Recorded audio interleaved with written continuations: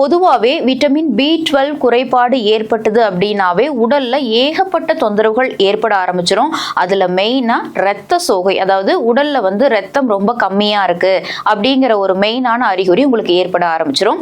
Maximum இந்த vitamin B12 எந்த மாதிரியான உணவுகள்ல அதிகமா இருக்கு அப்படின்னா சைவ உணவுகள்ல ரொம்பவே கம்மியா தான் இருக்கு.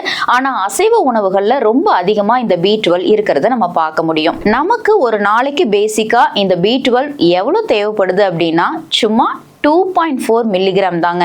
ஆனா நம்ம அதை கூட எடுத்துக்காம இருக்கிறதுனால தான் இரத்த சோகை, ரொம்ப டயர்ட்னஸ், இந்த மாதிரி நிறைய சிம்டம்ஸ் ஏற்படுது. Kidney, lungs, liver, spleen, heart இது அஞ்சுமே இந்த ஒரு பயிற்சியினால ரொம்ப ஆரோக்கியமா இருக்கும் அப்படின்னா கண்டிப்பா அந்த பயிற்சியை நம்ம மேற்கொள்ளலாம் இல்லைங்களா?